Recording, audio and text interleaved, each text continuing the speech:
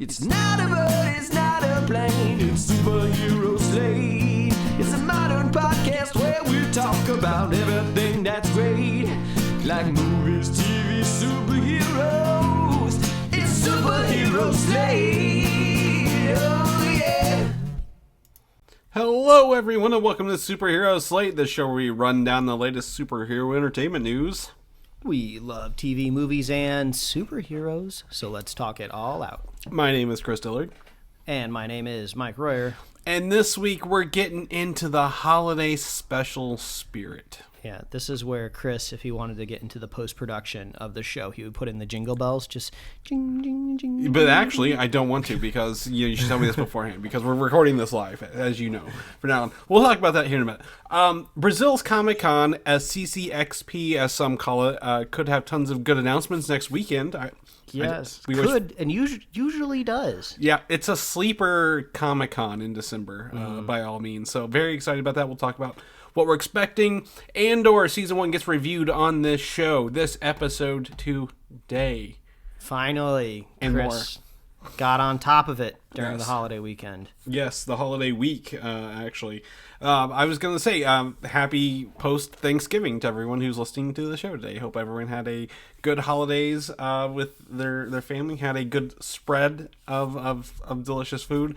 I do have to say, I'm going to go ahead and apologize. I may sound a little congested. I also have a cough drop in my mouth.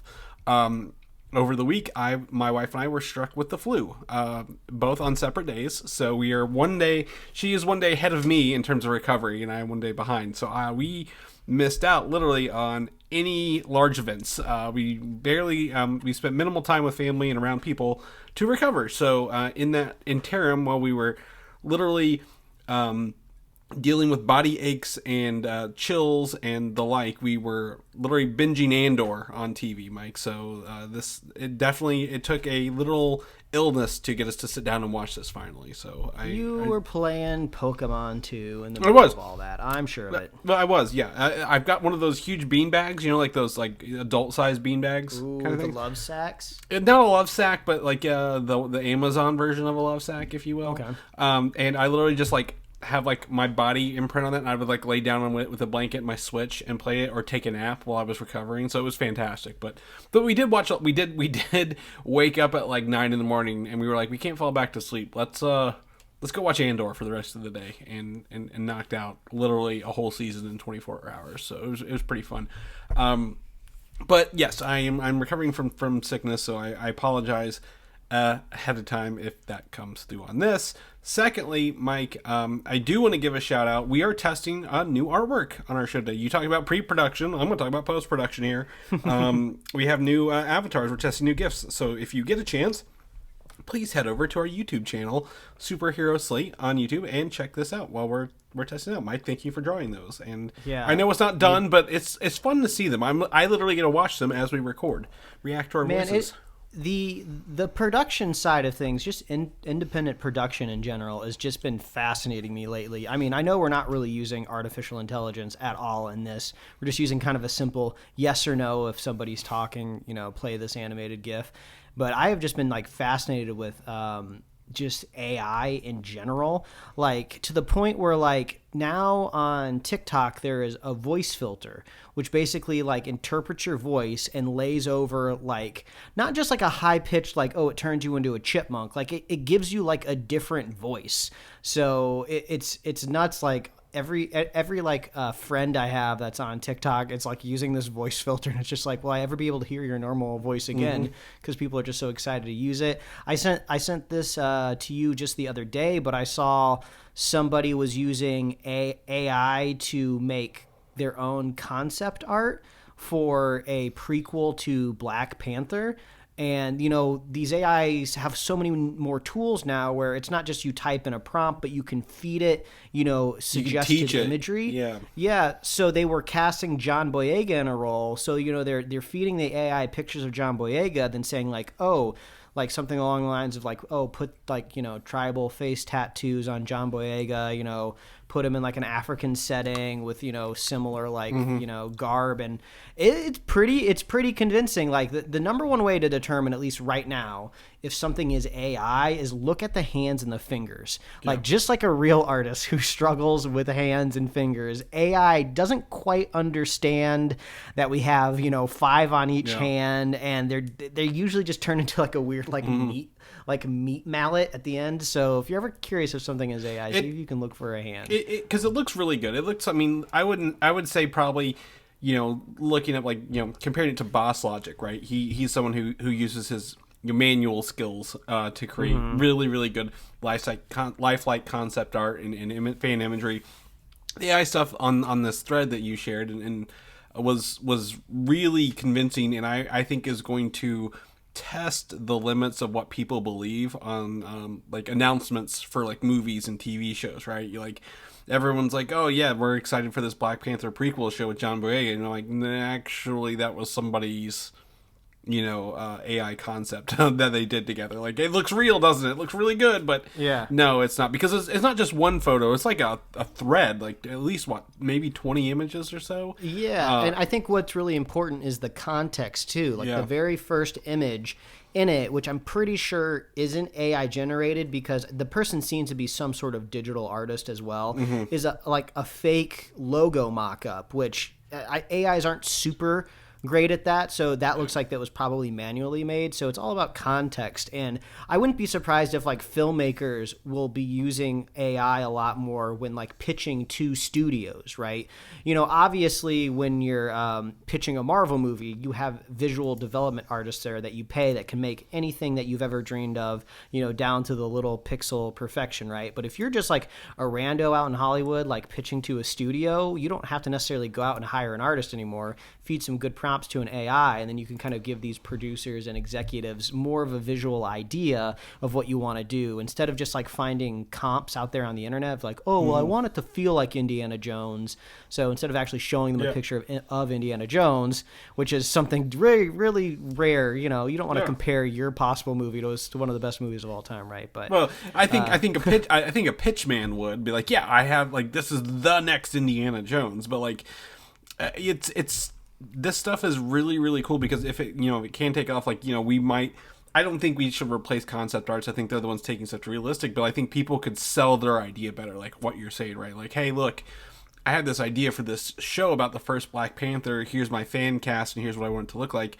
Oh, this is a pretty good pitch deck for this show. Honestly, right out the gate, without having anybody signed in. I think the one thing that got me was the first image is the logo. Yes, the second image is actually recasting, or I guess not recasting, taking Brian Tyree Henry from Eternals and reusing him as Phastos in this. And I'm oh yeah, that makes sense. It's not a bad. Yeah, I actually didn't think about that either. He would technically kind of be there. Actually, I'm going to put this in our show notes. Yeah, so come on over to our show notes this week. Check it out; it's pretty interesting. But this is the long-winded way of saying one day we will entirely automate the podcast. We will just feed it news prompts and ingest its opinions from us, and we just won't have to record it, and we'll hit a button, and we'll just lay back. We'll just do the show notes, and Mike will just come in and add some random flavor text, and we'll call it a show. Do that. If not, worst case scenario, we'll just film ourselves with video, rotoscope over us, and feed it into the other system you sent me to. So we can talk about that. I don't want to jump ahead. Into the show. We'll talk about that. I'm so excited to talk about that. Did you watch? I'll ask you if you watched the video. Okay, great. Awesome. This is going to be a fun episode. We got lots of fun things to talk about. But before we jump into the news, Chris, what have you been watching on this this time of the year? So I jumped in and bought some cheap 4K discs, sets that were on sale before Black Friday and before holiday week. One of those again is the newest release version, the 4K version of Planes, Trains, and Automobiles, which comes with a 1 hour extra of footage that was cut from this movie. Apparently, when John Hughes filmed it, it was a 3 hour and 30-minute original cut of the film. That's like an epic. And it wasn't because it was it had a bunch of important stuff. It's just because that's how John Hughes, he'll write and he'll film, and he'll write and he'll film while he's doing everything at the same time. Ended up with this long stuff and cut it down. So a lot of this missing footage from this is there, including, I always tell people, I think one of the worst parts about this movie is the wife, right, who's at home, and you're why is she so sad? Why is she upset this whole time? He's trying to get, her husband's trying to get home for Thanksgiving through any means necessary, even putting up with Del Griffith. And come to find out, there's a whole subscene where she doesn't believe Del is a real person, that Steve Martin's having an affair with her, and that's why she's acting that way. But all that was cut out because of time. It's a comedy, right? You don't need a 3.5 hour comedy movie. So a lot of that was cut out, and the stuff that remains is fine. It works. It shows the emotion. But I'm like, oh, okay. So a lot of the stuff there's a scene of John Candy eating a hot dog and smoking a cigarette at the same time, kind of thing. I'm like, oh, this is classic John Candy stuff. So I think that if you're a big fan of that movie, the 4K with the extra hours is a must-have. You got to watch it. I can't find it on YouTube yet, but maybe in a year or something, they'll probably slip some of that stuff online that you could get. The other movie I got is I really, really wanted to see Dune uncompressed, right? Because when you stream it, it is 4K, it's fine, but you're getting a compressed version because you have to send this over the internet. The disc versions are uncompressed, full audio, full video, so I was able to pick up Dune, and let me tell you, that movie is still a really good experience. Despite the fact it's half a movie, it's still a really good experience on a 4K Blu-ray. So if you have a nice TV set, or you're upgrading this Black Friday, this holiday season, and you want something to really kind of push the limits of what's out there, the new 2021 Dune movie is definitely... Was it 2021? It was last year, right, Dune? Sure. The newest Dune movie, not the original Dune movie, is going to push that limits. And I know they're filming the second one right now, so maybe I think having both of those is going to be a must-have for people who really like to test audio and video fidelity on their system. So highly recommend both of those if you're that. Also, what I love about them is they all come with digital code. So if you are a stickler for digital, you could still watch it on digital if you want and have the disc later. But you watched 2 movies here. Don't ruin the first one for me, because you're more into the Christmas movies already, way more than I am. We haven't got that far yet. Like I said, we're still recovering. So the first one is on my Christmas watch list post Thanksgiving. So don't spoil it. But the other one I don't care about already. I can tell by the name. Chris, go ahead and let me. You will be surprised here momentarily.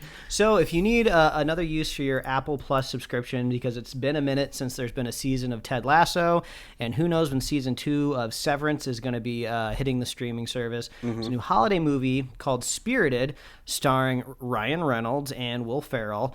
And I won't reveal anything, but I think most of the plot of the movie is revealed in the trailers. This is kind of like a more modernized Christmas Carol, and Ryan Reynolds is kind of the modern Scrooge, if you will. And one thing I didn't know about it is this is a musical.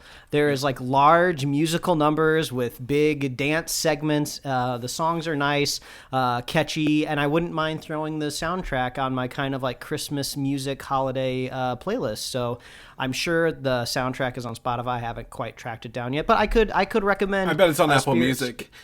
Oh, yeah, probably. Actually, I didn't even think about that. But yeah, Spirited, I would recommend it. It seems a little long.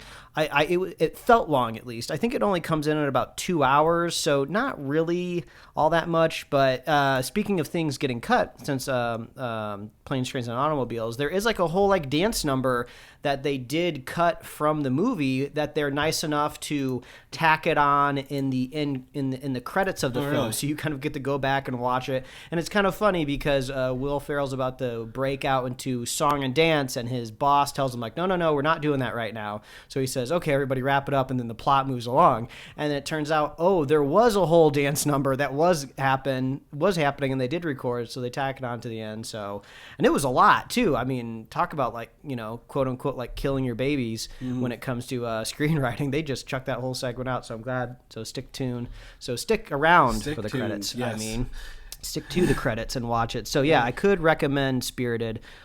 Check it out. And then Chris, you're not prepared. You're not prepared for this last movie. Do you know anything about the film?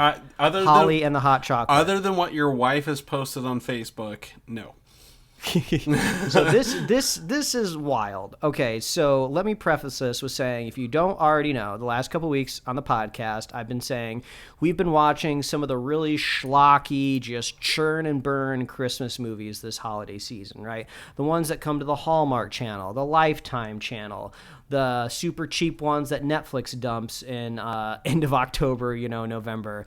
And, even though the holiday season has kind of officially started after Thanksgiving, I'm like addicted to these films. So after we watch Spirited, eat some Thanksgiving leftovers, hop back on the couch, and I see on my Roku home screen, over next to all of my channel icons, you have that right side banner with the movie poster that says Holly and the Hot Chocolate. The poster, I can tell you, looks just as cheesy and as any of the other cheap Christmas movies that have been turned out, right? You have the love interests, it's all red and Christmassy, and you have the sweet name too. And then weirdly enough, Chris, you wouldn't believe this, but this film is available exclusively only on QVC Plus. That is correct. They have their own. The shopping channel has their own streaming network. Exactly. QVC, which I believe is also owned or connected to HSN because their logo was on the poster as well, have their own streaming service. So I was like, oh, we gotta watch this. So I hit play. First red flag, Chris. Only an hour long. Like, how often does that happen? Usually they kind of pad these out to at least 90 minutes because I guess if you're airing on cable, right, you can throw in some commercials. And I think it has to do with Screenwriters Guild too, right? Or like Actors Guild. Like, it has to be over a certain length to get credits in the SAG-AFTRA world. Anyway, and if you look this up on IMDb, I believe it is officially categorized as a TV movie as well. TV movie is what I'm seeing here. Yes. So the biggest shock out of all of this, Chris, and no one is going to believe me after everything I just said, is this movie is legitimately good. I'm not talking about a great movie to make fun of and sit down on the couch with all your friends and turn it into a drinking game. This movie is actually funny and competent and knows exactly what it's doing. We were absolutely shocked because we went in with lowest expectations, and then, bam, there's a joke in the beginning, and we're just like, oh, that's kind of funny, but okay, anyone can get one funny joke out, right?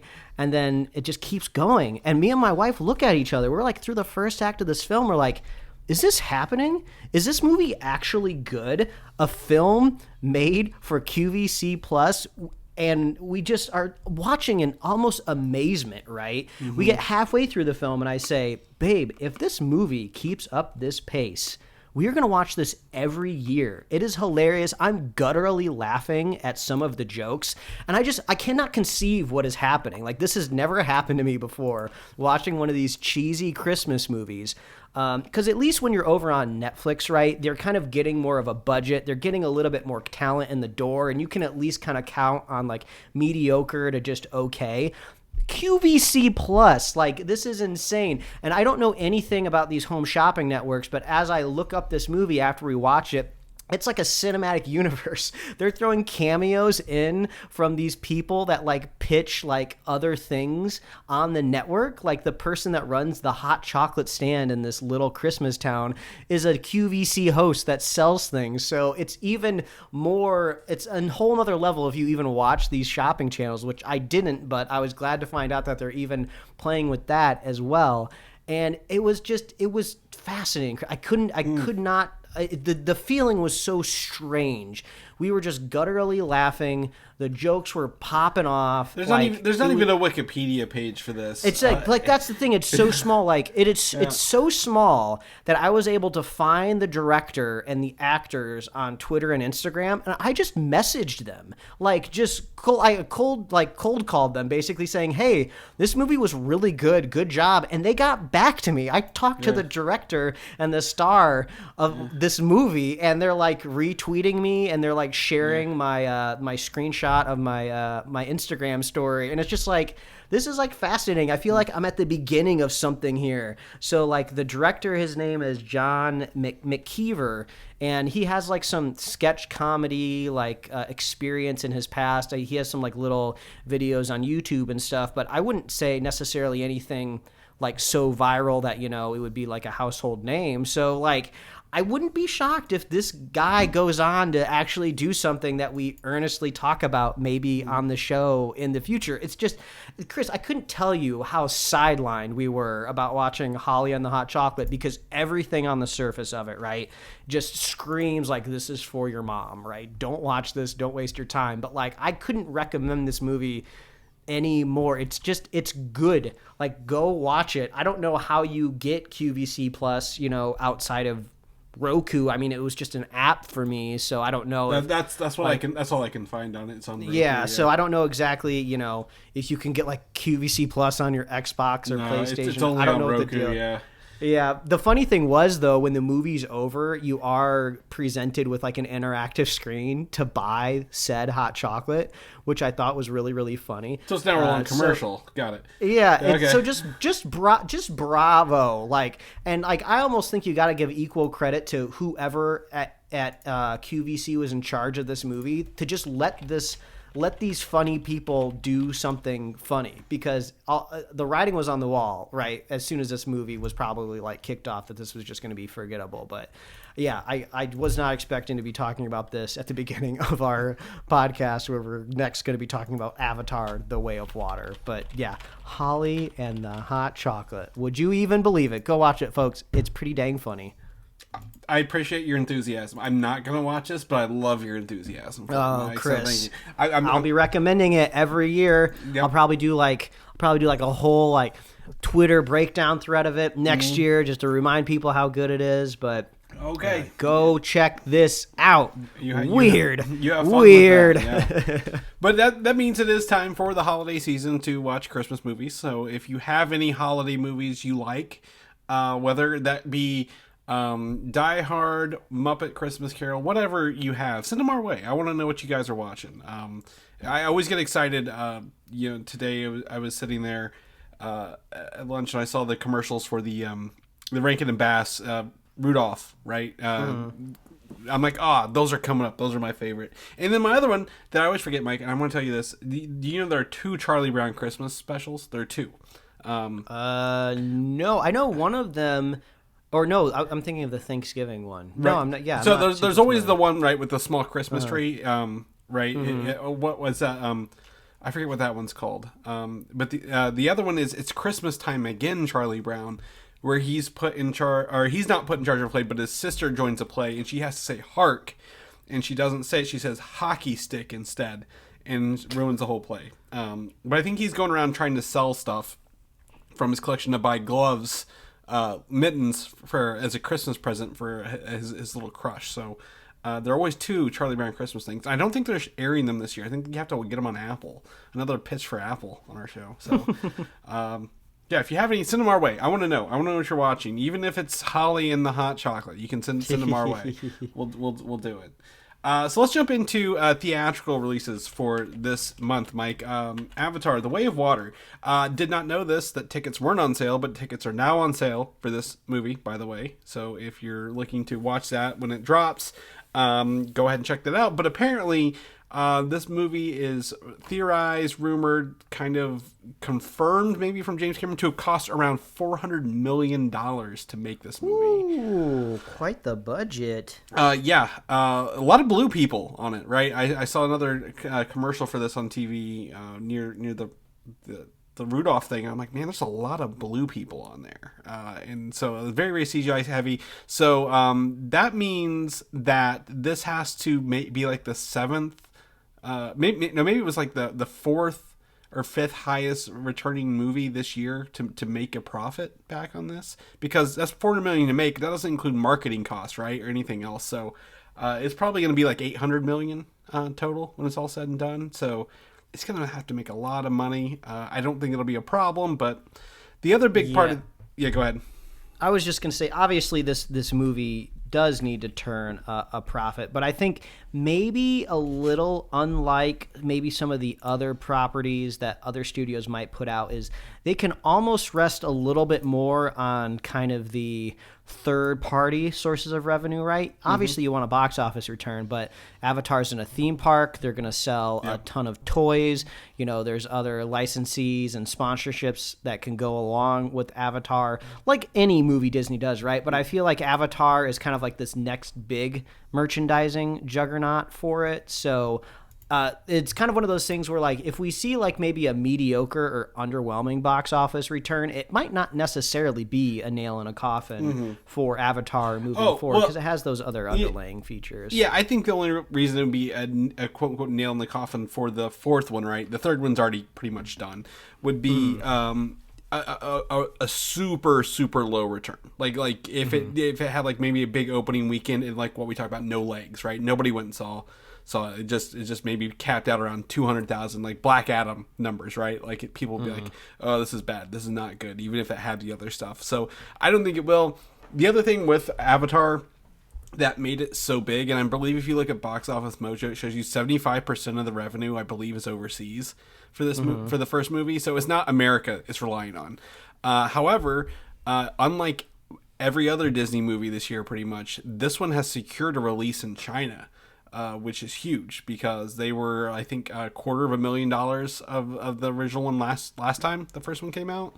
And no other Disney movie I know this year, or even since Black Widow, Marvel movie, has even gone over there. So I think that's big for that. But I also find it ironic that this was the only movie to do that, like days after Bob Iger has been reinstated as running Disney, which we haven't talked about which was happened after the show last week. But the timing of this is very, very peculiar overall. Yeah, well, like timing seems to be everything with this Bob Iger story. Yeah. If we want to just take a tangent here for a second, because I know it's just kind of a conspiratorial thinking in my head, right? But it seems like Bob Iger dipped for the perfect amount of time, right?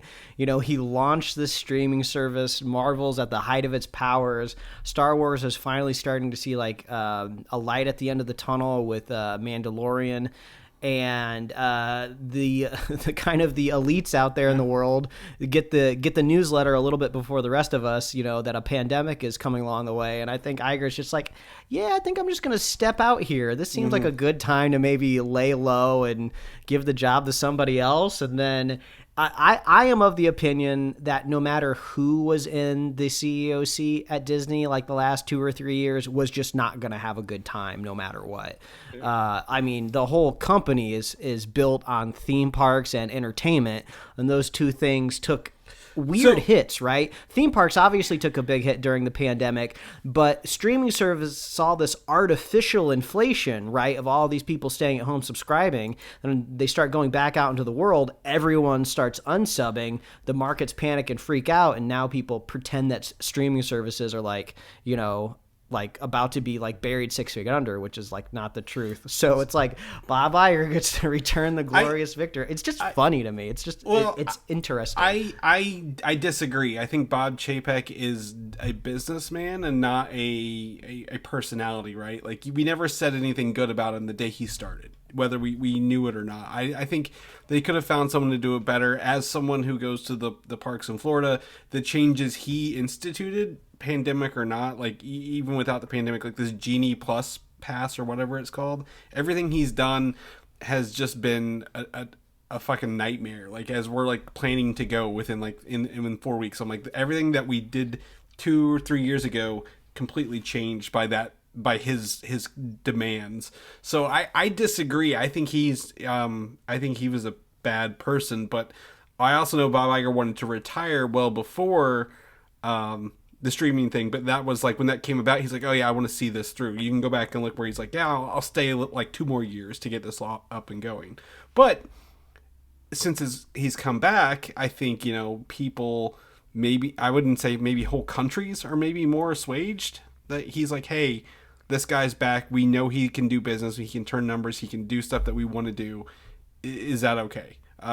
Yeah. So I guess you just can't underestimate the interpersonal just dealings between actual humans at like the top echelon business levels, right? So I think sometimes we always just break it down to like spreadsheets and numbers, but yeah, sometimes the person in charge, it does make a lot more meaning than you think it is. And I think the biggest thing that I've seen a lot of articles have called out is the Black Widow deal, right? Where Scarlett Johansson had to litigate against Disney because of the digital release, because she wasn't brought in on that plan, despite, you know, her being part of this movie the whole time.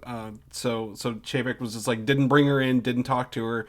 So when people have speculated, if Iger was there, he would have like talked her through it, right? Built her up, brought her into it, made sure she was aware, knew what she was getting out of it, and wouldn't have had that issue. So they think that was like the biggest, I guess, black mark, or maybe the downfall of him. About, you know, was that a little year and a half ago, maybe, when that came out? So definitely not a good run. I think no matter what we think, he did not have a good run in his a few years there at Disney. But I think we're both happy. This is back, even though he's like, I think it's 2 years right now that he's back for. So anyway, Avatar: The Way of Water coming out next year. I didn't buy tickets yet, Mike. I know you probably haven't bought your tickets, so. December is always really weird for us. We have birthdays and other holidays in that month, so you have to kind of plan accordingly around there. So Chris and I kind of talked a little bit off mic last week about this, saying, you know, we're going to have holiday interruptions at the end of December, like usually for the podcast. So what we might be doing is coming back fresh in the month of January with a bit of an Avatar extravaganza, if you will, where we rewatch the first one, watch the new one. We'll talk about it all on the show. We'll lay it all out there, give your ears a little bit of blue joy. And, you know, it also might take you a little while to go watch it. Some people might be waiting till Christmas Day. You know, that's kind of like traditions in a lot of households to go see this film. And, you know, we don't want to spoil anything or get ahead of it. So that might be how it shakes down. So if you don't see Avatar, you know, right on the 16th or 17th that weekend, I mean, wait until the new year. It'll be like a little surprise. Yeah, and like we talked about again off air, Avatar is really not in our superhero wheelhouse. It's fun. It's definitely something in the zeitgeist, but not in the superhero wheelhouse. So we feel okay not covering it the day of, because like I could just say I'm going to Disney. I'll be at Disney the weekend, or I guess I'll be back in time for that of the week. But Christmas is on a Sunday, which is when we normally record. So we're probably doing that this year. So, but we'll keep you guys posted as we get closer to the holidays. Something a little close to my heart, Mike, here is Transformers Rise of the Beast, because it will be the first live action debut of the Beast Wars, right? The Maximals, the Predacons. And here, as is tradition, merch leaks the first looks at all this stuff before we even get a trailer. So the first coffee mug here, found in source, shows the Maximals, including Optimus Primal. He may not be Optimus Primal. He may just be Primal. Rhinox, Cheetor, and Airazor in their beast modes coming up for this. They look like the animals, but like if these were behind the glass in a zoo, you'd be like, what the hell is wrong with that ape? What did they do to that guy? And that's the thing, you know, again, Beast Wars was set in the prehistoric era where humans weren't, so they look like animals, but they didn't have to. I think this is cool. I've seen the toy of Airazor myself, like and some other things. They're going with a steampunk approach to some of these designs here with like Airazor. So I'd be excited to see him. I feel like my pitch would be, I don't really want to watch weirdly enough, I don't want to watch a Transformers movie kind of without a human in it. Mm-hmm. Like, I just don't want to watch realistic CG robots, you know, for 2+ hours. Yep. So they got to have humans in it somewhere, right? But any modern human with, like, a phone or the internet, you know, they're going to, like, kind of, like, debunk this right away or know kind of exactly what's going on. Yeah. This isn't normal. But if you set this maybe in almost a little bit of a pre-technology era, right? You know, you could see somebody like walking down like a cobblestone alley or something, like seeing like this robotic gorilla, and they would like run away and they would tell all their friends like, oh, I saw this. I swear I saw like a gorilla in the alleyway, you know, so no one could really know Well, exactly what they're saying if it's half covered in metal. So maybe it'll be a bit of a period piece, possibly. Well, it's not. We already know what it is. It's got Anthony Ramos from Into the Heights, and it's modern. It's the follow up to Bumblebee. I just don't think like they're not supposed to be like hidden as these animals. I want to know why they're choosing the animal forms, right? Like obviously the cars they choose to hide, but these, like you mentioned, you're not hiding as these forms. Like or maybe they're in the deep, maybe they're African transform, like they're in Africa kind of thing, and maybe like people just don't get close enough to them out there because there's not enough people. But I don't know. There's like, hey, Cheetor, I just need you to stay 500 feet away from that safari truck. We look convincing, but not that convincing. Yeah. Oh, but they're also, obviously Transformers. They have more of that. I want to see them. I want to see them in action. Like again, I think, we can't base them off of Mike here, but I think what I'm going to say is this, this movie's coming out June 9th of 2023.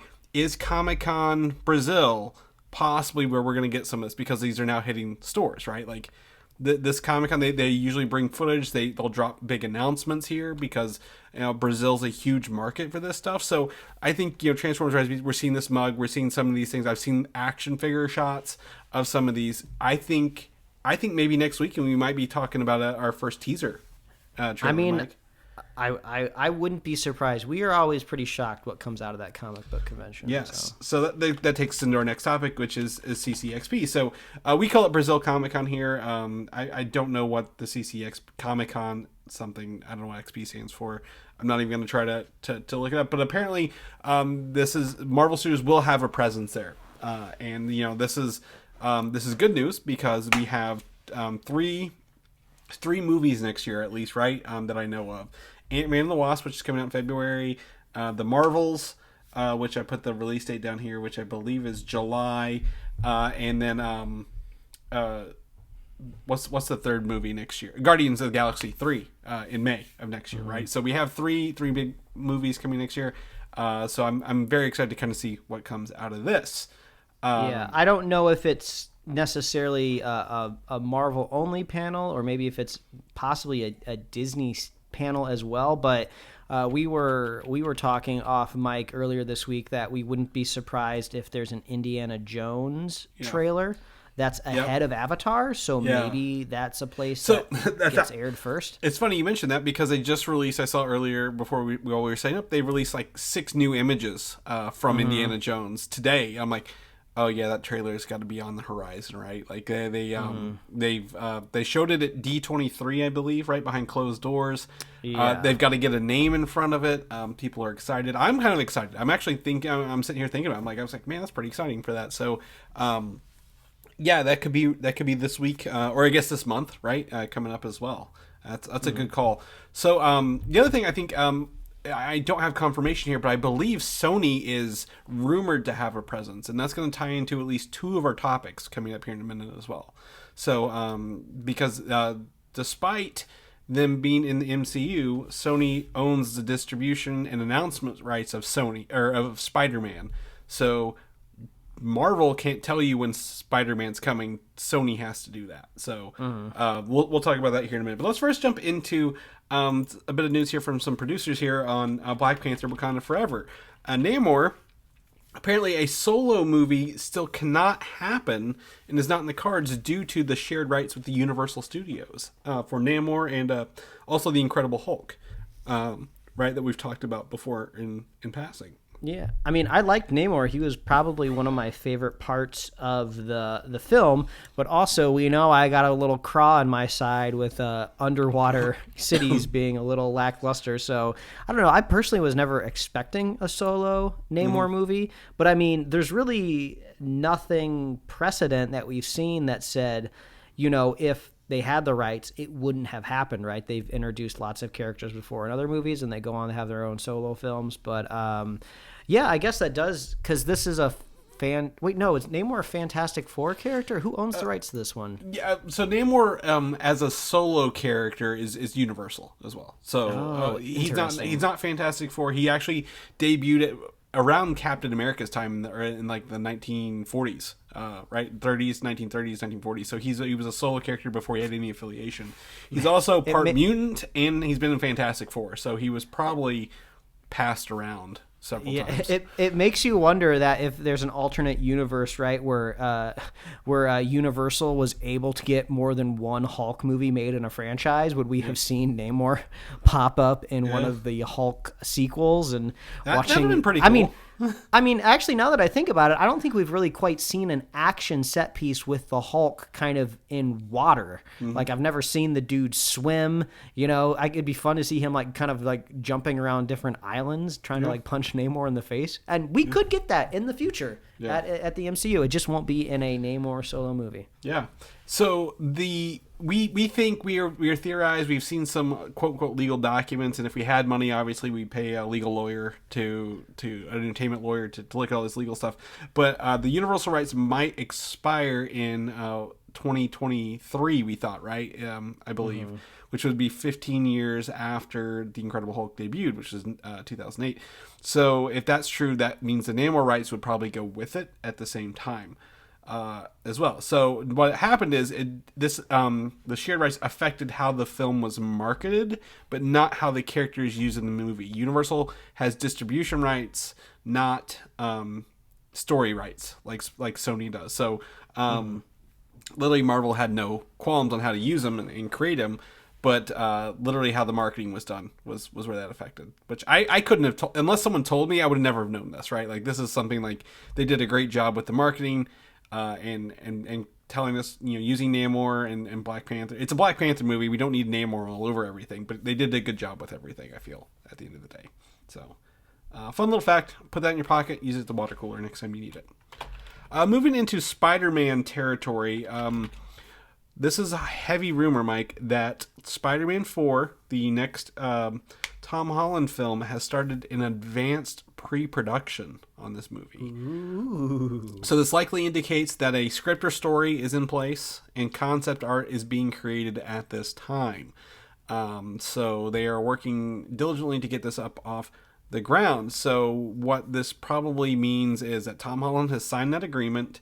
They've already got everything. I feel like they moved on the other Spider-Mans pretty quickly. So I feel like the scripts have been written in secret, right, for a while. Yeah, because I think a lot of these kind of legal barriers are kind of official moves, right? You can like pre-produce anything without the rights to it, right? It just comes down to when you actually try to take ownership over it. So yeah, they could have had this, done, ready to go. They just need to get the paperwork signed, right? Yep. Get all the actors in place. So I think there's an opportunity for a potential Comic-Con announcement from Sony this weekend. Like, hey, this is we've had Spider-Man stuff come out of here before. So saying, hey, Spider-Man 4, and they probably would call it Spider-Man 4 or Spider-Man Untitled, and give it a release date of probably. We're thinking July of 2024 for this one. So that would be right around the corner, it feels. I would assume with the fourth one, they kind of break with the naming tradition. Mm-hmm. I don't know if they would start kind of a new trilogy. That would actually be kind of cool because you could call it like the Home trilogy and then, the so-and-so trilogy. So I would be down for another naming convention for the next three. Mm-hmm. Yeah.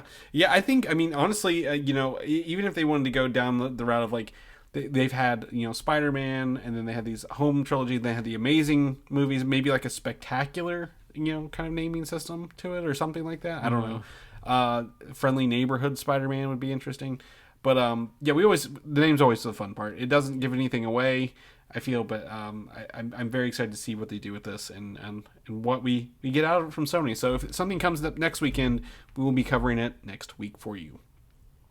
Moving on, Spider-Man Across the Spider-Verse is the other big Spider-Man thing coming up. We know this is coming. It's June 2nd, 2023, Mike. We are coming up on the halfway point, 6 months, half of a year. So there's been a couple images floating around. One is this new image of Miles and his parents from the film. It's not rumors, it's confirmed that there are 6 different art styles in this movie as they traverse different universes. So that's really fun to know. And I think with this images and the other ones kind of coming up is a trailer imminent at Comic-Con. Is this the Spider-Man announcement they're going to bring as well for this? Because I think that would be great to get in front of Avatar 2 for the Yeah, holidays. that's true. They are kind of at the promotional window for the film if we're talking early mid next year. Yeah, and since this was pushed back, almost a full year, a little less than a year, they've probably been sitting on some of that promotional stuff for a hot minute, right? So I want to see this. I'm very, very excited to see some more Spider-Verse footage. So have you revisited the first one in a hot minute since? Oh, not in a hot minute, but it's probably one of the few modern superhero movies I've seen several times, right? Because I'm not a big film rewatcher, because there's just so much out there to watch. Who has the time to rewatch things? But yeah, this looks great. Yeah. It's nice to see him a little bit older, right? He's a little bit more mature. Yeah. Maybe one day we'll see him interact with a version of Tom Holland. Yeah, or maybe Tobey Maguire. Maybe they'll pull in the other ones, but it'd be interesting. The Marvels is coming out next year, and obviously it's got the return of Captain Marvel, Miss Marvel, and Spectrum or Photon, whoever we're going to call Monica Rambeau's character. And this new promo material shows off all three characters in their new and improved outfits for the film. Yeah, is this a pillow? Looks like a pillow. Yeah, it looks like I think it's a pillow from a thing. So obviously Brie Larson, she's got her grown her hair back out since Endgame, so no surprise there. Her outfit looks pretty standard. Monica Rambeau is a black and white Spectrum outfit. That looks pretty cool, or Photon. I don't know what they're going to call her in this one, but that looks really slick. That black and white outfit does, right? Her. I wonder if that's to align a little bit more with Shield. Is she going to kind of be more still of a governing body agent, right? Yeah. Is she going to be operating underneath Nick Fury in that spaceship we saw? Yeah, I think it was it Sword maybe she was in? Yeah.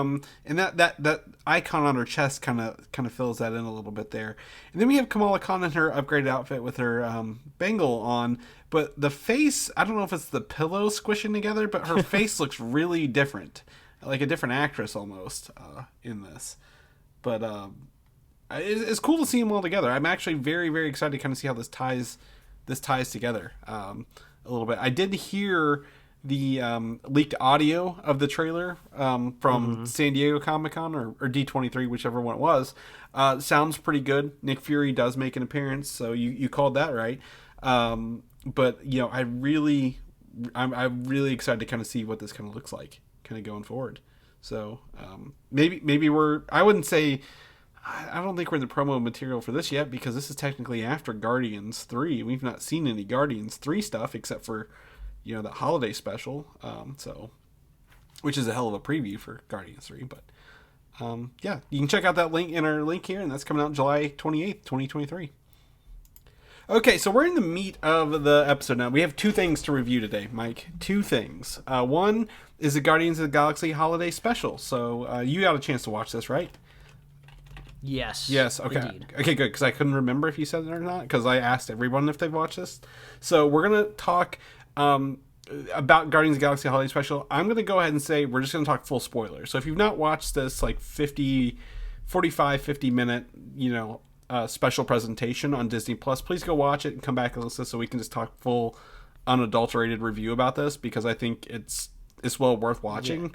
So, and we might as well also just say after this we'll be talking about Andor season 1 full spoilers too. So use the time codes, jump around where you need to, bounce if you need to, but I think we could kind of unbury the lead here and say that at the very least we recommend at least checking out one or two of these. I think Guardians of the Galaxy. So again, full spoilers if anyone's still here.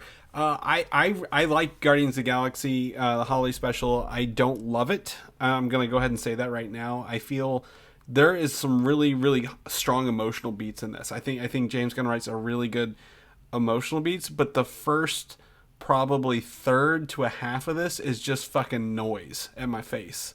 And I was like, this is too much music that is just kitschy for no goddamn reason. And I couldn't, I was very, it was making me mad. I'm like, why is it playing all this stupid Christmas music? I'm trying to enjoy this. The first it's bookended by animated segments. We'll talk about that separately. But then there's like, these aliens who is obviously just a band who happens to learn music. I'm like, okay, there's a little kitschy intro on how the story starts, but then like the whole thing until they get Drax and Mantis get to Earth into Kevin Bacon's area, everything before that is just annoying as hell to me, and I can't put my finger on it. I'm like, it's just noise to be noisy and not really anything fun here to be I had. think honestly what it is, just truth be told, is just underdeveloped. We do know the story that this was kind of written very quickly, almost in like kind of seems like to be a bit of a creative flop sweat, when Gunn got the idea. And it just feels like there's not a whole lot that the story is hanging on, right? Like all of the actors and performers and the visual effects are all working, and they're all really vibing with the characters. I saw some people online saying that they're very happy to kind of see the characters fully back underneath James Gunn. I guess they're feeling a little bit more familiar than they did when they were in Endgame or Infinity War. So people are glad to be seeing that. But yeah, it just seemed like there just wasn't a whole lot going on, right? They kind of just drop out of nowhere. Pun intended, that they have purchased nowhere from the collector, so maybe we'll get a little bit more background on that in the next apparently installment of the Guardians. A lot of this was told so you don't have to know this going into Guardians 3. Like apparently like this is like a pre-watch, so when you watch this and then go into Guardians 3, they already own Nowhere. Apparently, so yeah, which is fine. That part doesn't bother me too much, but like, boy, is it like exposition heavy, like right out the gate. Yeah, and it feels almost a little clunky in a way. It feels like there's like kind of awkward spaces between dialogue. It's just where I just feel like everything feels rough, a little unpolished, right? So I agree with you. Once we kind of finally get to Earth and it becomes the Drax and Mantis show, it actually is really entertaining and really fun. Dave Bautista is hilarious as Drax. It's like he has made that character his own. Just the fact that he was calling that decoration that was that little guy, or I want that little goofy looking man, the tiny funny man.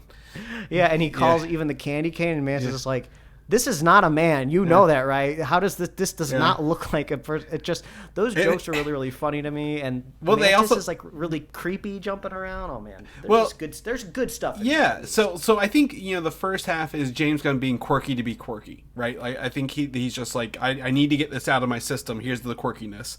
And then once they get down to Earth, it's fun to see Drax beat up a transformer or a robot. He's like, robots killed my cousin. I forgot about that. So they're having fun. They're on Earth. And they get to Kevin Bacon's house. And these references you mentioned, like the candy cane and the little funny man, they pay off, right? Because literally Drax flips a police car and Mantis gives them the candy cane to like make them feel better. She's like, but this isn't a man, right? And they're like, no, it's not. She's like, I thought so. So upon Clementine, I think as Mantis comes to life a little bit more, right? She's got more of an emotional range. Like, mind you, it's still that of a child, right? Like, she's very happy and giddy, or like kind of like angry, but like not like mad, rage-filled angry. So the journey to this, and then using the powers on Kevin Bacon, making him like, he talks like a British guy at one point in the ship, which is funny. It's like when they were dogging on him being actors, he's like, oh my god, meta joke of actors calling themselves the worst people. I thought that was good. I was digging that. I think like literally once they get to Earth, like that is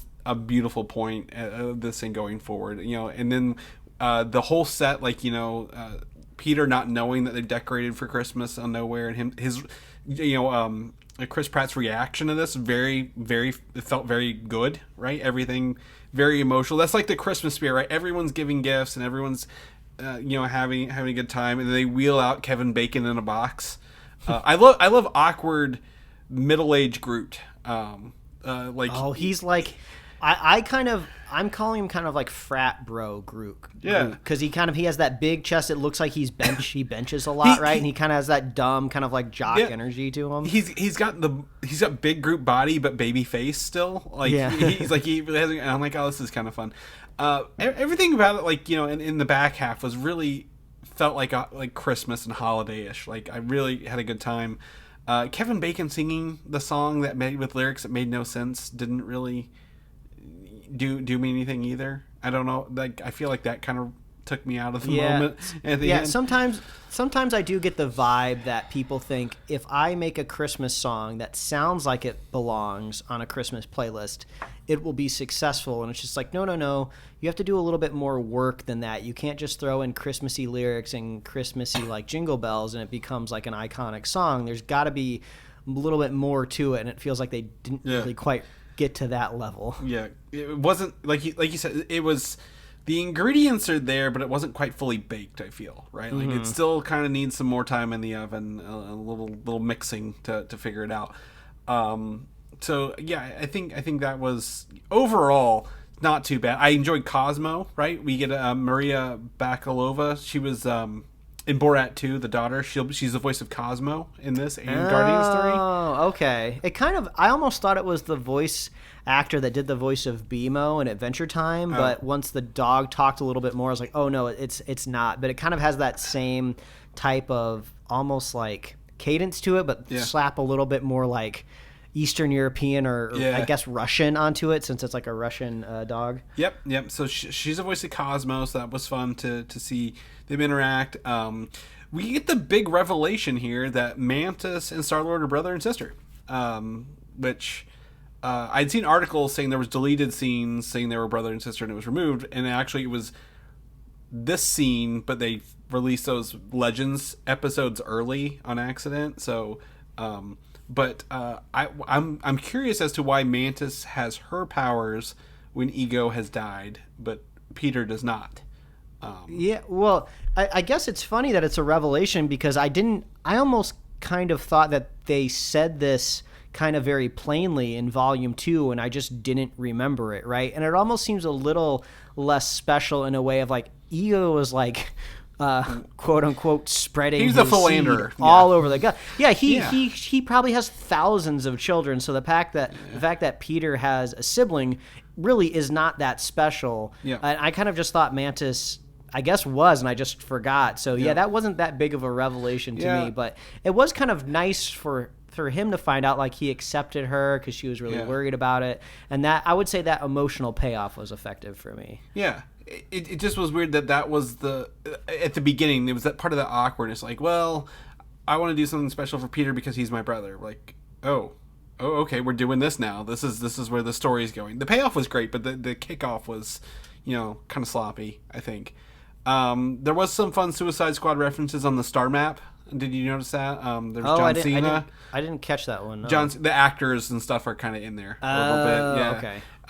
So that was fun. The bar scene was fun, right? When they're getting drunk at the bar and dancing with everybody. That was interesting. That was funny. But the only like little pet peeve I have about that, they put 2 montages in a row. There was a whole montage on the Star Walk in Hollywood. Yep. And then they go right into a bar, and there's another montage. I was like, you can't put 2 montages right next to each other. That's not how it works. So that was... that made me a little nervous. I was like, oh, we're about halfway through this, and they're just slapping montages all over the place. But luckily, it didn't end up being that big of an issue. Yeah, I think I like the drinking montage better than I like them on the street montage. But yeah, anyway, I think overall, it's a fine thing to watch. It's got the holiday spirit. It's not offensive by any means, but it's not of James Gunn quality that I would come to expect at the end of the day. Yes, and if we have any new listeners that aren't super familiar with Chris's mannerisms, when he means unoffensive, it means it did not offend his critical personality. I watched we're never looking. There was not like microaggressions that we were worried about finding in the. No. Yeah. If it didn't offend me, means I didn't hate it. I didn't. It's not like something you have to go. You have to. I would say you have to watch it probably before Guardians 3, but like you're not gonna hate yourself watching it. There's a lot of fun things to be had in here, even if our nitpicks are, valid or whatever. If you like it, you like it. If you don't, you don't. I just didn't care for literally James Gunn's quirky music choices blaring in my face the whole time. Now the trick here is what is going to happen the next time we see Bucky. He theoretically should have a different arm now, because that was his most recent arm, right? That kind of Wakandan black and gold arm. Was that the one in Falcon and Winter Soldier, if I recall correctly? I don't remember if we got a whole lot of So can we get? he I don't think he got a new arm at the end of it. No. Yeah. But is So that his that arm from should- that, or is that the arm from whenever he dusted the first time? Because he had a black and gold from when he dusted. Actually, I can't believe I never really thought about that before. When he dusted in Infinity War, did his arm plop to the ground? Because I feel like the gun may have fallen to the ground. That's a good question. I'll have to I go don't back know. and So watch that scene. But yeah. I would like a little bit more follow up on Bucky's arm, but that was really, really funny. I was like, oh, he finally got the arm. He got the arm. He was like Bucky's arm. Like he even knew the name. I'm like, Yeah. So even if people hated them under the Russo brothers, look how much fun it still was, right? Like that was still a paid off reference.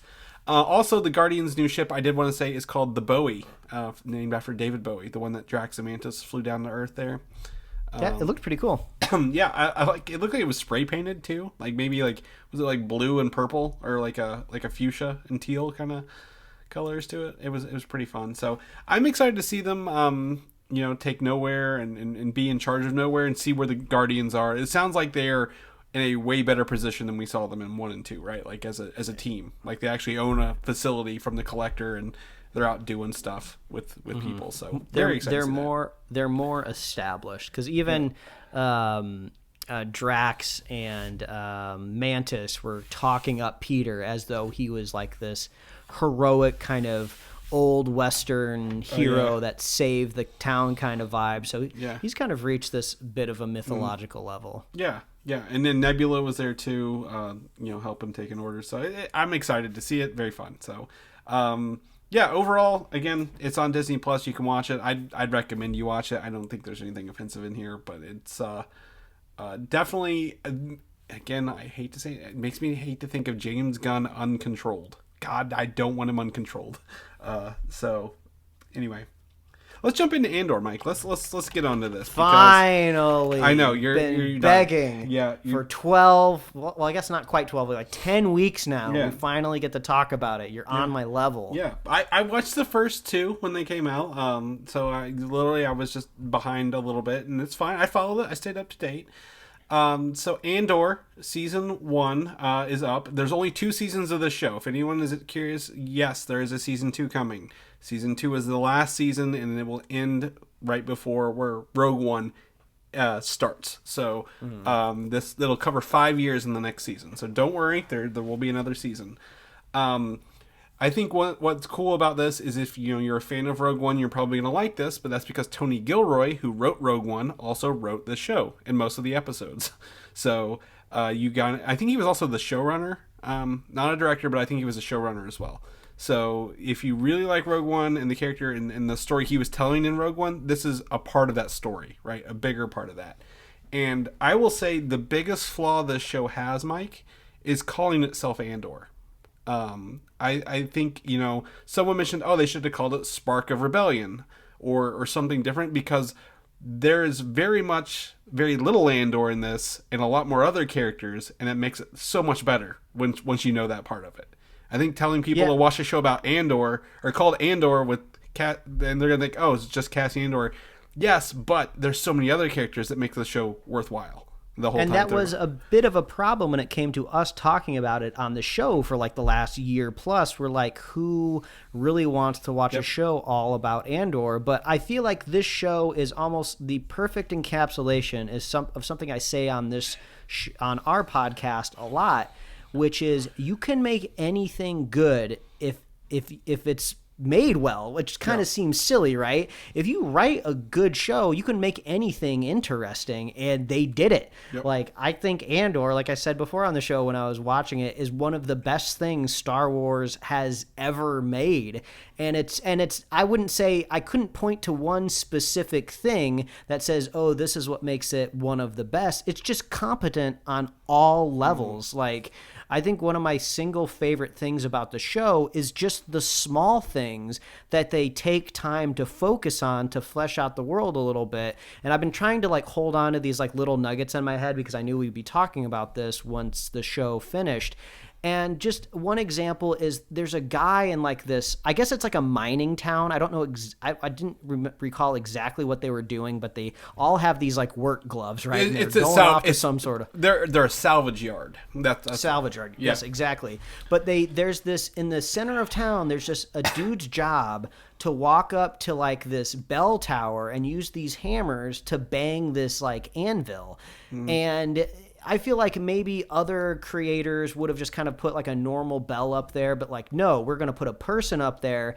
And not only is he hitting this anvil, like he gets into it. Like he has like a whole spiel where you can tell he walks up there every day. He's really into it. He puts a little flare behind the hammers, even though he's like hundreds of feet in the air and he knows probably no one's really looking at him. And it's just like, these little things like that just makes me think, oh, the people that are making this are really appreciating the story. This isn't just something like, oh, let's just make something like really cool in Star Wars and just like, rest on everything that's been created. Like, I feel like they're just making new Star Wars memories, which is something I have not had in a while. So I think what you're trying to find that you maybe haven't put your foot on yet is that the show is I would literally call a political thriller, right? Very much in terms of genre, but like there's no twists and turns. You see everything coming. I feel like there was no surprises, but the tension in every scene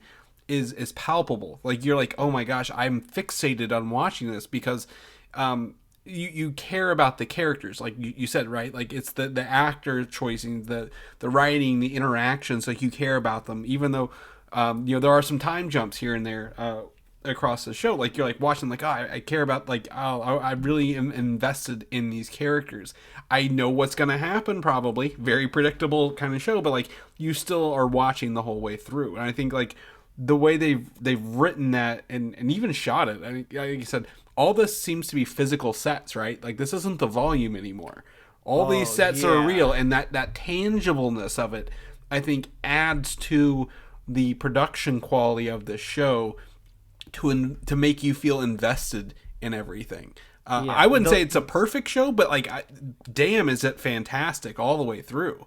Breath of fresh air. I mean, I feel like even when it comes down to like the set design, I feel like even though they're creating kind of new types of Star Wars ships in the same kind of like art direction and world, they still feel new and fresh. Like I just haven't quite seen something move the way that it does. One of my favorite scenes with one of my favorite characters that Stellan Skarsgård plays is where he's trying to evade this almost kind of comically looking Empire ship where there's just huge satellite dishes on the front of it, which makes me think that maybe it's like a reference to like an old toy from like the 70s or something. It's not the first time that ship's been in Star Wars. The Arrestor class ship, which is like 3 super tractor beams on it or something, right? But I know exactly what scene you're talking about. But yeah, the Arrestor ship has been in other Star Wars media before, but it gets a highlight on its own in here. Yeah, it's just great because they know what they want to do with the scene. We need our character to escape the grips of the Empire because everything's at stake for this character. The one thing that he can't do is get captured. It would be the worst thing possible. So we need him to escape. Now, they're very lazy ways or very simple or straightforward ways that you could get him away from this ship. But they pick probably one of the most entertaining ways to do it, and they show off how competent he is as a character. So they do something I've never really seen before when it comes to the Star Wars, like, air fighting. Like, it's almost always predominantly weighted on laser battles, right? Or like avoiding asteroids and hoping somebody runs into one. No, like he literally dumps out like the equivalent of like tacks to pop tires out of the back of his ship and shreds the tractor beam to pieces. It's like a fletchet gun kind of thing, and he literally just raises up and silently fires all of these fletchet pieces right at the radar dish, and they're like, what the hell just happened? And it's like so smart, and it's kind of one of those things where it's like, you can only ever get away with that once. Like the second that happens, the Empire is going to like find a way, like, well, we can't let that happen again, but he's the smartest one. He's the first one to do it. He's never going to have to do it again. And he has like these awesome freaking lasers that shoot off the side of his ship like Iron Man. Like Iron Man 2, Yeah, it was just so satisfying because you're just like, what's going to happen happen here? And like he gets away, and it's like so graceful. And I think that might be the same episode 2 where he has that monologue where one of his informants asks him, "Oh, what are you sacrificing?" And he just goes into like this soliloquy of just like, I've given up everything. Yeah. Like not just things that I want to do, but things that I could possibly dream of doing in the future. Like my entire being right now only exists for this one cause, and nothing else can occupy my brain or ever will. Like I've sacrificed everything. I might as well be dead, because even if I achieve what I want, it's never gonna be exactly what I thought it could be. You know? Yeah, and he's like, even if we get there, I will never be able to give this life up, kind of thing. He's like, I'll never see I'm doing this for a sunrise I'll never see in the future. It's just like never have I connected with the plight of a character in a Star Wars movie ever this much. And then we talked about it on the show as I was watching it. They have like a heist sequence, the prison escape. Wow, that was intense, thrilling, satisfying, and I will say you made an observation that I saw as well, and I would agree with you. Not as many aliens as we are used to seeing in the Star Wars universe, right? Everybody's a human in this, and that's fine. Obviously humanoids are going to be able to do the things that needed to be done, right? A heist in a jailbreak from a facility where they build things.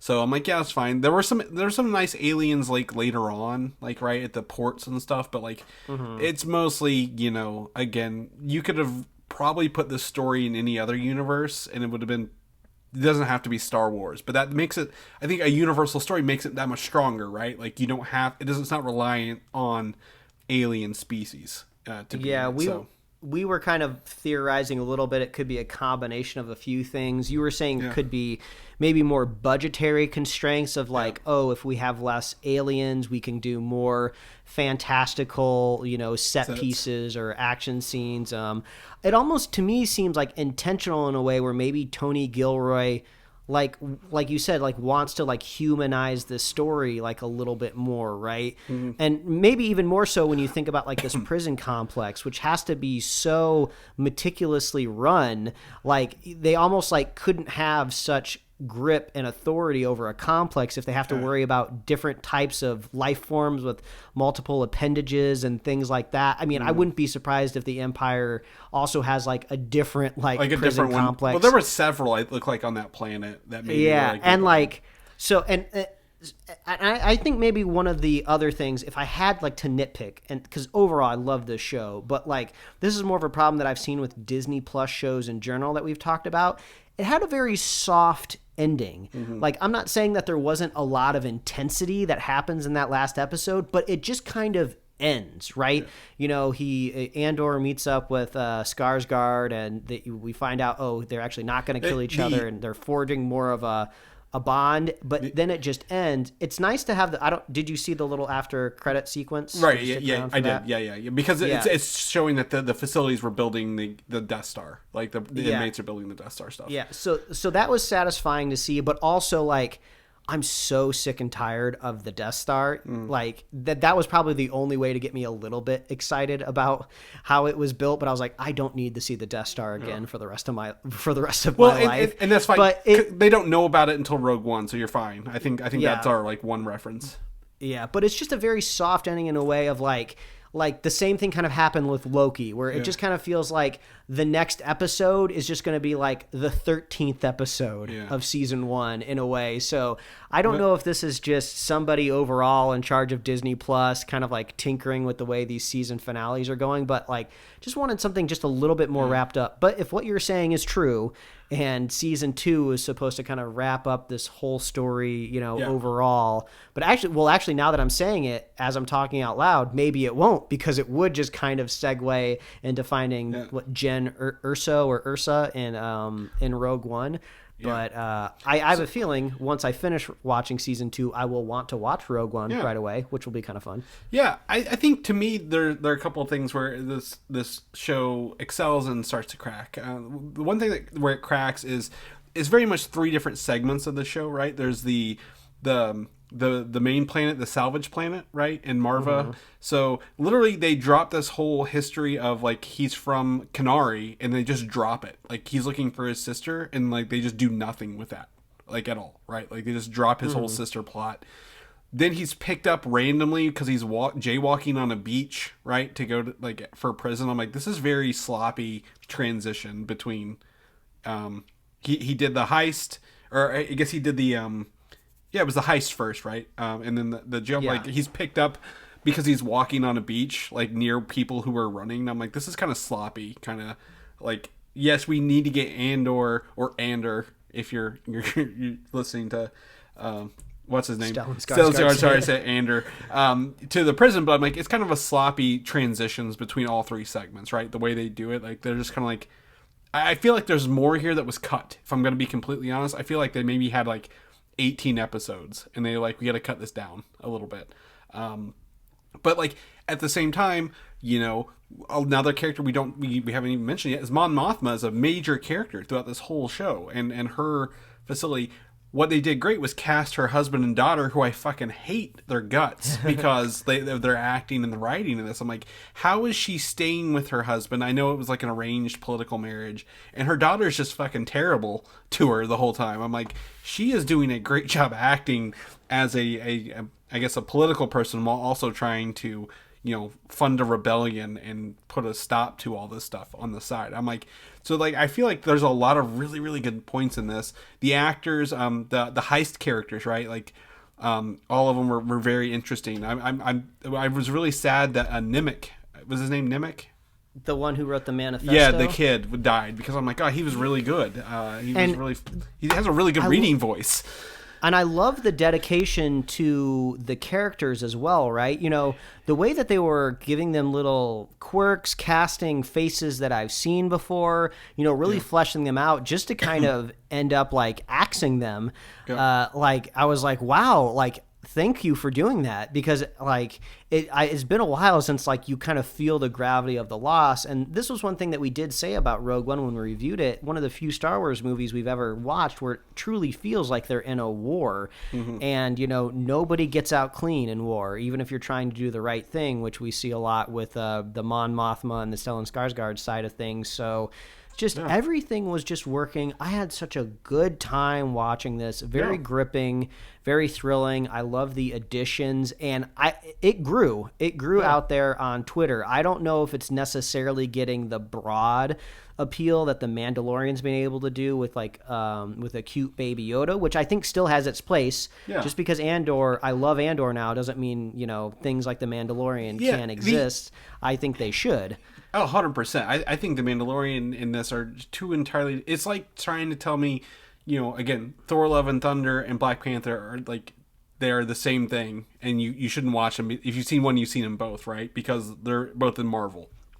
Just because these are both on Star Wars, they're not the same thing. And I feel even like older people, like, right, your parents and grandparents could get into Andor pretty easily. It's just it couldn't be any clearer, and I can't imagine Kathleen Kennedy isn't pondering this with the critical reception that Andor is getting. Get Tony Gilroy back into the Star Wars universe full time. Like, I know that they've been giving everybody a movie and a trilogy, right? But let them do more after season 2. Like, they're doing such a good job. I want to see more of this. It's so good. I've never been so energized for Star Wars before. And I kind of never thought that this was going to happen again at the rate that they were going. And we know what I say on this show all the time. Like, to me, you can distill Star Wars down to lightsabers. If I'm not seeing a lightsaber battle, why am I even watching it? I didn't see nothing real. I didn't even see like a cameo or a hint or a nod towards the existence of a Jedi. Yeah. And I had a great time still. They mentioned nothing of the Jedi. I think we saw maybe just a couple stormtroopers, right? At the end, like not a whole lot of those either. Very, very segmented off. The introduction of the ISB, that team, the office politics of the ISB was interesting. The lady who I don't remember her name, but did a really good No, job. you described her the perfect way, Chris, and I don't know if I ever responded to your text message. Yeah. She looks like she's always smelling a fart.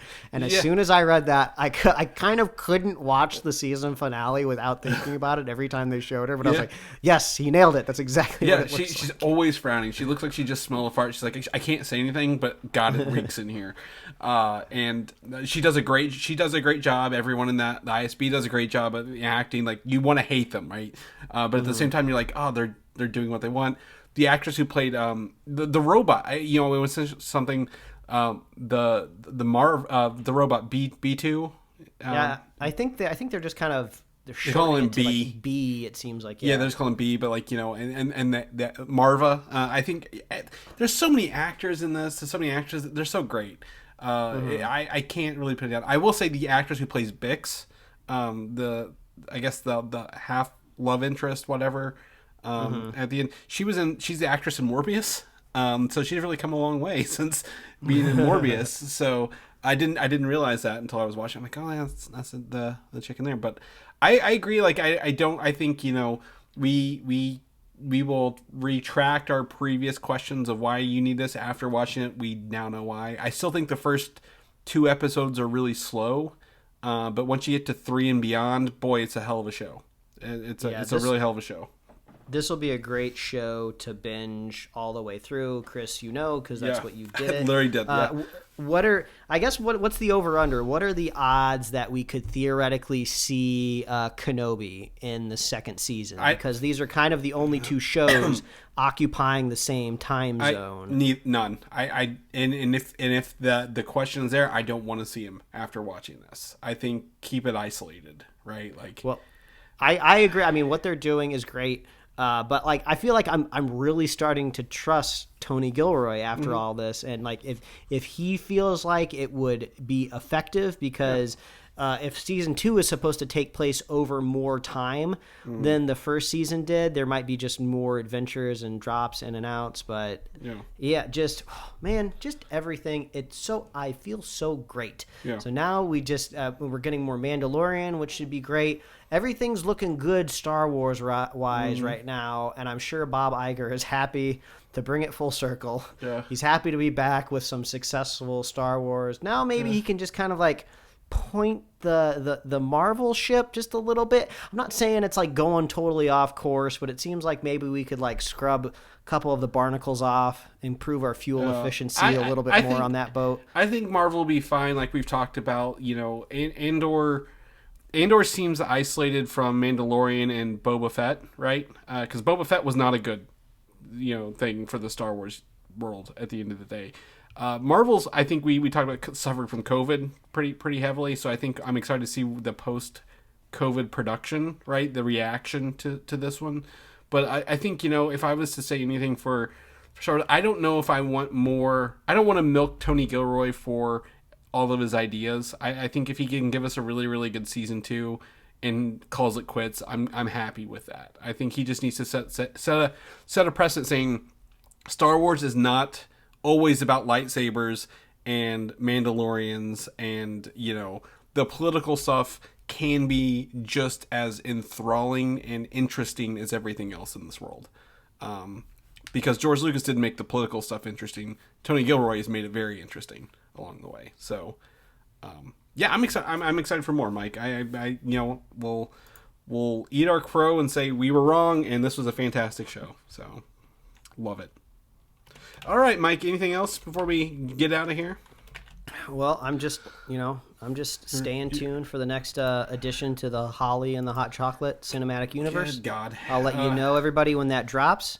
But if you want to figure out where I am, boosting this movie, you can find me at Mike Royer Design on Instagram, Twitter, and TikTok. You can read my webcomics at pickledcomics.com. Chris, if people want to catch up with you and make sure you're not dying from the flu, where can they find you? Well, I appreciate that. You can find me on Instagram, Valdan87, Valdan. People want to know more about the show, what we're doing, what we're watching and listening to. I guess our next review possibly would be Avatar, right? We don't have any other superhero movies coming up. Or maybe get ready for CCXP coverage next week. Where can you get all that good stuff at? Well, all you have to do is head on over to superheroslate.com superheroslate.com. That is the best place to find our show notes and to get our awesome upcoming release calendar. We got that over there on the website. Nice little text-based list. No pop-ups, no dumb ads getting in your way. You can just get a nice little itemized list of everything that's coming out over the next couple of years. Release dates are always shifting. It gets very confusing. So that tool we made for you and for us. You can find us on Apple Podcasts, YouTube, Spotify, wherever else you love to listen to. Find podcasts. Like us on Facebook. Follow us on Twitter and Instagram. And you can get merch at superheroslate.com/store. We love it when you reach out. Let us know what you're watching, what you're listening to. You know, if you liked also Holly and the Hot Chocolate, let me know. Stop it. Talk about it.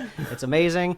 I will milk the end of this show as much as I want, Chris. And milk is usually a pretty good component for hot chocolate. You know, I know the package says water, but it's always better with milk. And I know you're lactose intolerant sometimes, so you could use oat milk. I'm just saying there's options. But if you want to be a super fan of the show, all you got to do is share the show with a friend. Share the show with a buddy. We'll be here every week, folks. And that's it. That's right. We will catch you guys next week. Bye. Thanks for listening, and don't forget to subscribe.